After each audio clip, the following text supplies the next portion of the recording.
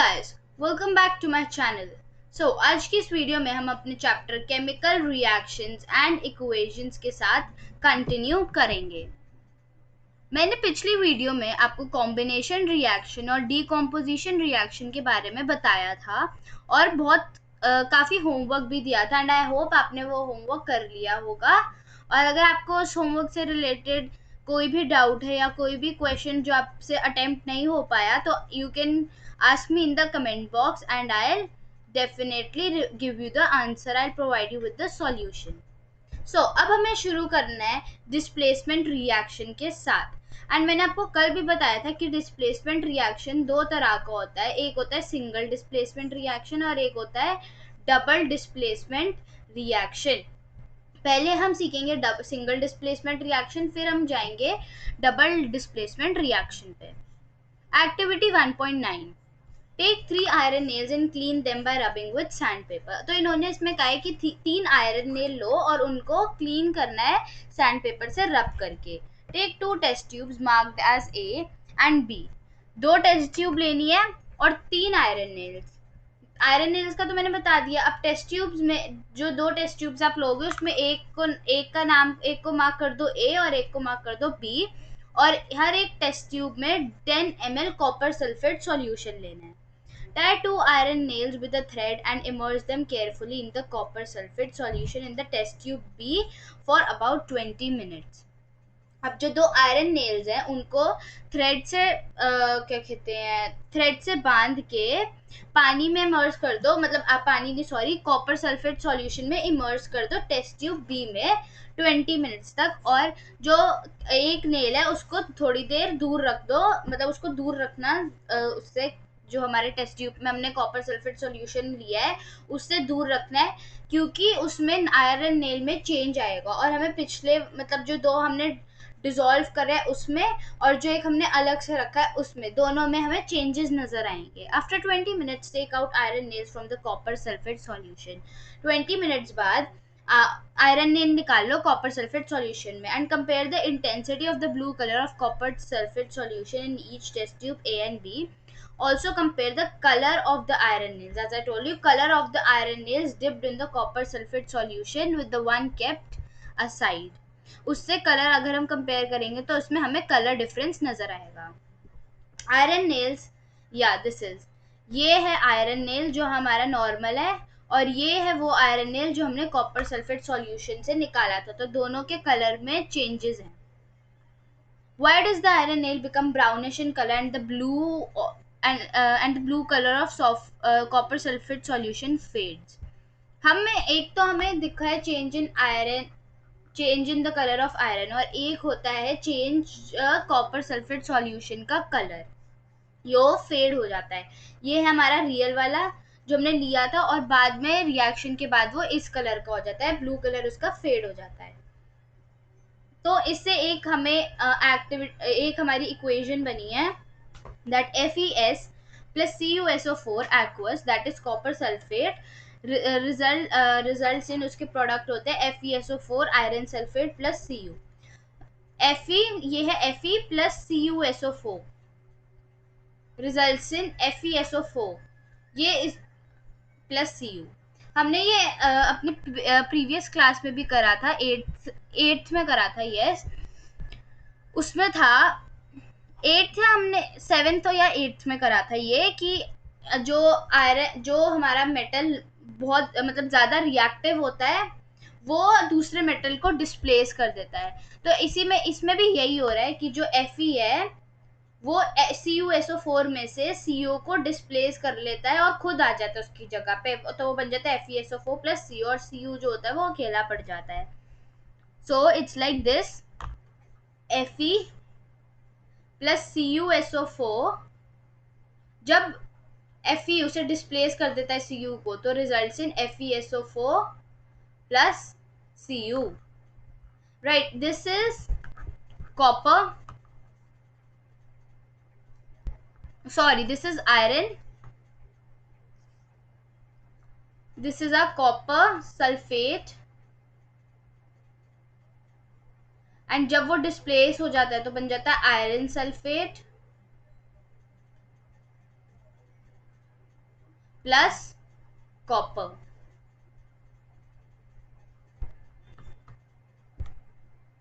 या iron sulphate copper sulphate, it becomes copper. तो ये होता है हमारा सिंगल डिस्प्लेसमेंट रिएक्शन, और इसकी जो मेन इक्वेशन होती है वो मैं आपको दे देती हूँ। सिंगल डिस्प्लेसमेंट रिएक्शन की मेन इक्वेशन होती है A plus B C under heat gets converted to A C plus B, right. A इसमें था हमारा एफ ई, और CuSO4 था हमारा BC, Cu और SO4। अब जब वो चेंज हो जाता है, सी ए है हमारा Fe, जो हमारा Cu है वो है B, और जस्ट अ सेकेंड,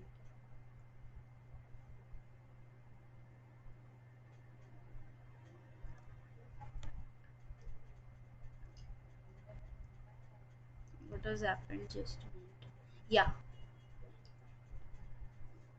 इसमें हमारा B जो है वो है Cu, C जो है वो है SO4। तो अब ये तीन है हमारे मेन, राइट। इसी के बेसिस पे चेंज हुआ है। जो हमारा ए है, मतलब जो एफ ई है, उसने डिस्प्लेस कर दिया सी यू को, तो यहाँ पे आ गया ए सी के साथ, और बी जो है वो अकेला पड़ गया, that is C U copper, right. यही हुआ था। Other examples of displacement reaction, Zn plus CuSO4 results in ZnSO4। इधर Zn ने Cu को रिप्लेस कर दिया, तो ये हो गया ZnSO4 plus Cu, और इधर Pb plus CuCl2 results in, इसने Pb ने, लेड ने कॉपर को डिस्प्लेस कर दिया, it results in lead chloride. तो कॉपर की जगह लेड आ जाएगा यहाँ पे, लेड क्लोराइड प्लस Cu। अब ये होता क्यों है, we have learn this in a previous class also, कि जिंक और जो लेड है वो मोर रिएक्टिव है। जब भी कोई स्ट्रॉन्ग बंदा, कोई ताकतवर बंदा एक वीक बंदे को पुश करेगा तो वो अपनी जगह से हिल जाएगा। इसलिए जिंक और लेड जो है वो कॉपर से ज्यादा रिएक्टिव है, इसलिए वो कॉपर को डिस्प्लेस कर देते हैं, वो उसको उसकी जगह से हटा देते हैं। बट अगर कोई वीक बंदा किसी स्ट्रॉन्ग बंदे को धक्का मारेगा तो ऐसा नहीं होएगा, इसलिए इसका उल्टा नहीं हो सकता, Cu को डिस्प्लेस नहीं कर सकता। ये था हमारा single displacement reaction, and I hope ये आपको क्लियर होगा। अगर आपको कोई भी क्वेरी है या कुछ समझ नहीं आया, then you can ask me in the comment box. Next है डबल डिस्प्लेसमेंट रिएक्शन। अब take about 3 ml of sodium sulphate solution in a test tube. हम 3 ml सोडियम सल्फेट सॉल्यूशन लेते हैं टेस्ट ट्यूब में, और दूसरी टेस्ट ट्यूब में 3 millilitre, sorry litre नहीं, मिलीलीटर बेरियम क्लोराइड सॉल्यूशन लेते हैं। अब दोनों सॉल्यूशंस को मिक्स करते तो हमें क्या दिखता है, you will observe that a white substance which is insoluble in water is formed. एक ऐसा व्हाइट सब्सटेंस बनेगा जो वाटर में इनसॉल्युबल है, जो वाटर में डिसॉल्व नहीं हो सकता।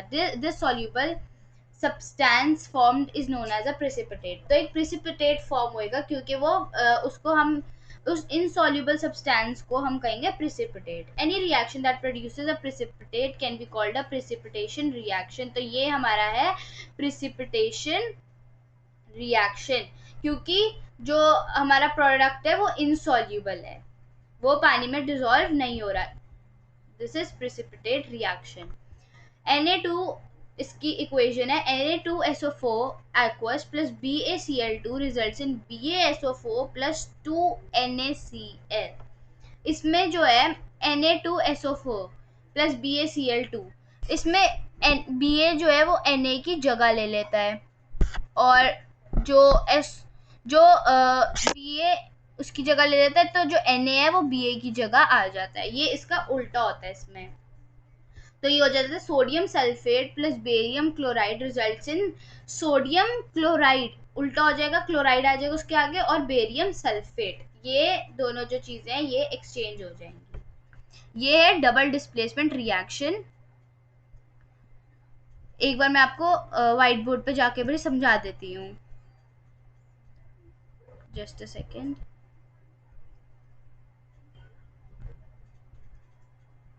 या इसमें था हमारा Na2SO4 plus BaCl2,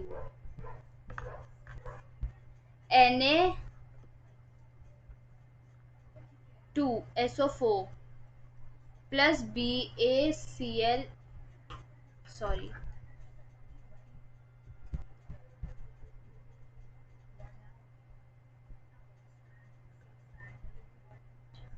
Na, एक मिनट, या Na2SO4 plus BaCl2 under heat results in, ये डिस्प्लेस हो जाएगा, तो इसमें आ जाएगा this is BaSO4 plus 2NaCl, results in BaSO4 plus 2NaCl। ये थी हमारी इक्वेशन। ये Na2SO4 है हमारा सोडियम सल्फेट और ये है बेरियम क्लोराइड। हम यहाँ पे लिख लेते हैं sodium sulphate plus barium chloride. इसमें जो है ये उल्टा होएगा, इसका क्रॉस हो जाएगा, तो ये हो जाएगा sodium chloride plus barium sulphate, results in sodium chloride plus barium sulphate. उल्टा हो जाएगा, इसमें क्रॉस हो जाएगा, Na जो है वो Ba की जगह ले लेगा और जो B है वो Na की जगह ले लेगा। इसकी जो मेन इक्वेशन है वो मैं आपको दे देती हूँ, जस्ट अ सेकेंड। या इसकी जो मेन इक्वेशन है वो है AB plus CD results in AD plus बचा क्या BC।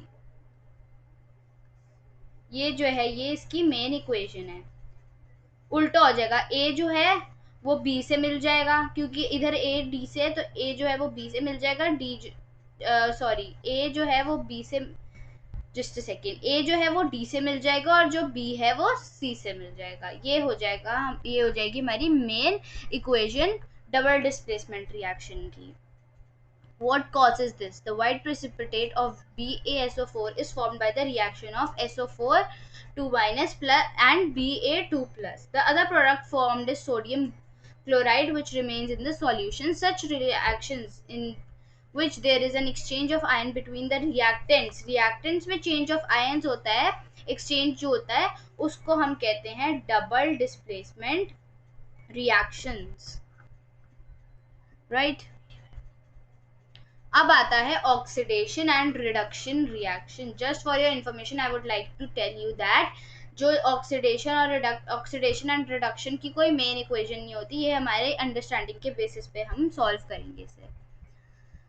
What happens is activity 1.11 heat a china dish containing 1 gram copper powder। अगर हम 1 ग्राम कॉपर पाउडर को एक चाइना डिश में ले लेंगे और उसको हीट करेंगे तो हमें क्या नजर आता है? The surface of copper powder becomes coated with black copper oxide. Why is this black substance formed? Because oxygen is added to copper and copper oxide is formed। ये जो हमारा कॉपर है, ये इसको हम हीट करते हैं तो इसमें ऑक्सीजन से के साथ ये रिएक्ट हो जाता है और बन जाता है copper oxide.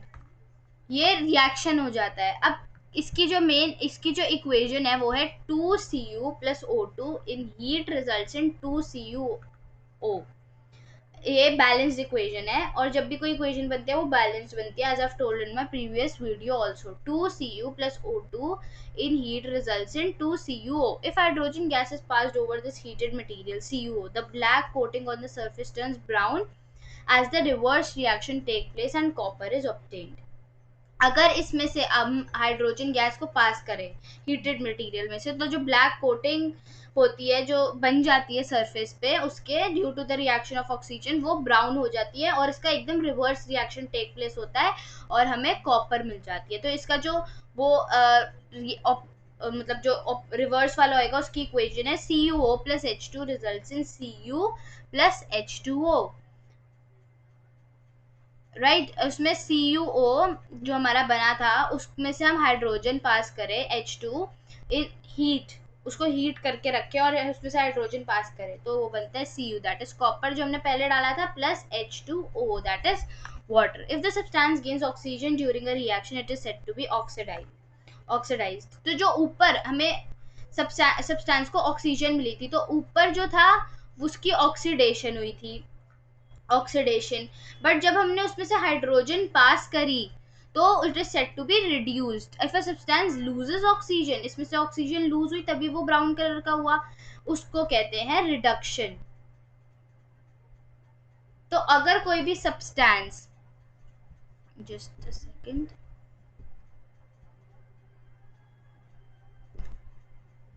yeah, if a substance loses oxygen it is said to be reduced, but if a substance gains oxygen it is said to be oxidized.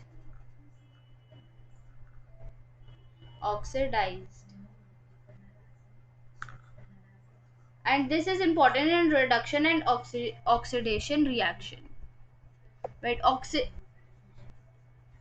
During this reaction, the copper oxide is losing oxygen and is being reduced. The hydrogen is gaining oxygen and being oxidized. In other words, one reactant gets oxidized while other gets reduced during a reaction, and such reactions are called oxidation reduction reactions or redox reactions.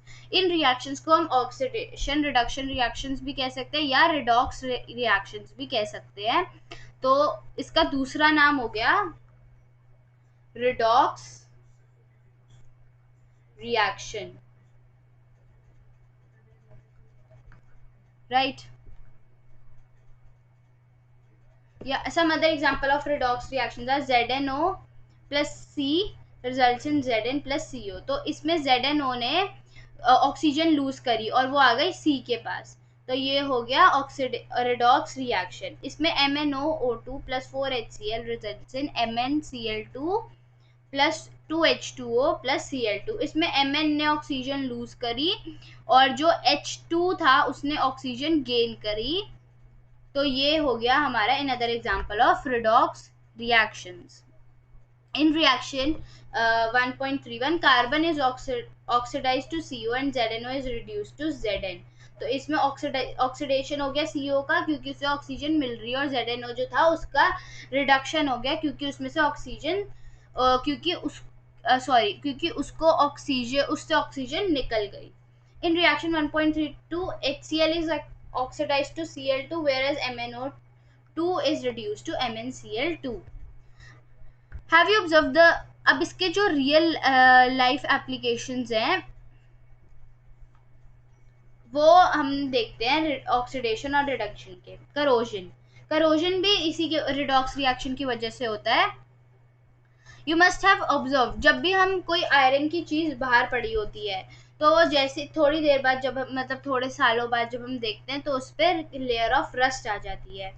You must have observed that iron articles are shiny when new but get coated with a reddish brown powder when left for some time. This process is commonly known as rusting of iron. Iron जो होती है वो rust हो जाती है. Some other metals also get tarnished in this manner. Have you noticed the color of the coating formed on copper and silver?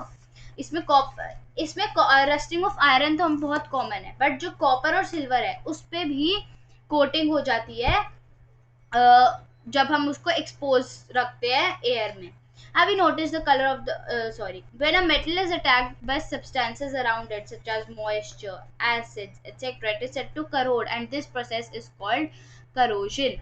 तो जो ये क्यों होता है, जब भी हम किसी चीज को बाहर रखते हैं तो उसमें it is said to get corroded. क्यों? क्योंकि वो उसका रिएक्शन हो जाता है मॉइस्चर और हमारे सराउंडिंग्स में प्रेजेंट एसिड, मॉइस्चर, एयर वगैरह के साथ, और इसीलिए black coating on silver and green coating of copper जो होती है वो फॉर्म हो जाती है. Another examples of corrosion, iron पे होती है रेडिश ब्राउन कलर की कोटिंग, सिल्वर पे होती है क्या कहते हैं ब्लैक कोटिंग, और जो कॉपर होता है उस पर होती है ग्रीन कोटिंग. और इससे जो ऑब्जेक्ट जब उनका जब वो करोड होती हैं तो इससे क्या होता है, वो जो होती हैं उनमें डैमेज होनी शुरू हो जाती है, और जो क्या कहते हैं बॉडीज होती है जिन पे ये रिएक्शन टेक प्लेस होता है वो वीक होनी शुरू हो जाती है. Causes damage to car bodies bridges. जैसे हम ब्रिज देखते हैं उस पर रस्टिंग हो जाती है तो धीरे धीरे वो ब्रिज वीक होता शुरू हो जाता है. Iron railings ships and all objects of metal specially those of iron. Corrosion of iron is a serious problem. Every year, an enormous amount of money is spent to replace damaged iron. You will learn more about corrosion in chapter 3. Right, Randicity. Randicity is new one. हमने corrosion तो पिछली class में भी पढ़ा था but Randicity हमने नहीं पढ़ा कभी भी. इसमें क्या होता है? Have you ever tasted or smelled the fat or oil containing food materials left for a long time when fats and oils are oxidized? जब फैट्स और ऑयल्स जो होते हैं वो ऑक्सीडाइज हो जाता है तो वो rancid. This is not randicity, sorry, this is rancidity, I mispronounced it. तो जब भी हम किसी चीज को मतलब फैट्स और ऑयल्स जब ऑक्सीडाइज होते हैं तो वो रैंसिड बन जाते हैं और उनकी जो स्मेल और जो टेस्ट होता है वो चेंज हो जाता है पहले के कंपैरिजन में. अगर आप उसे पहले सूंघो और बाद में सूंघो तो उसमें एक चेंज आ जाता है और this happens because of rancidity. और उसके टेस्ट में भी चेंज आ जाता है. Usually substances which prevent oxidation that is antioxidants are added to food containing fats and oils. तभी जो एयर टाइट कंटेनर्स होते हैं या जो पैकेज्ड फूड आइटम्स होते हैं उसमें वो एंटीऑक्सीडेंट्स ऐड करते हैं ताकि वो स्पॉइल ना हो. Keeping food in air tight containers help to slow down oxidation. Do you know why chips manufacturers usually flush bags of chips with gas such as nitrogen? अब जब भी इसीलिए हम जब भी चिप्स खरीदते हैं तो उसमें हवा भरी होती है और वो हवा जो होती है वो नाइट्रोजन होती है, इसीलिए भरी जाती है ताकि वो जो चिप्स है उसमें स्पॉइल ना और उसमें एंटीऑक्सीडेंट्स ऐड किए जाते हैं. इसे कहते हैं हम रैंसिडिटी. आई होप आपको ये क्लियर हो गया होगा चैप्टर. यहीं पे हमारा चैप्टर खत्म होता है और जो नेक्स्ट वीडियो हम अब हम इसमें हमारे नेक्स्ट चैप्टर के साथ शुरू करेंगे जो हमारा पॉलिटिकल साइंस का चैप्टर होगा. Thank you guys for watching the video and I hope अगर आपकी कोई भी query हो इससे related then you can ask me in the comment box. Also if you like the video then please do press the like button and subscribe to my channel. Thank you for watching the video and have a nice day.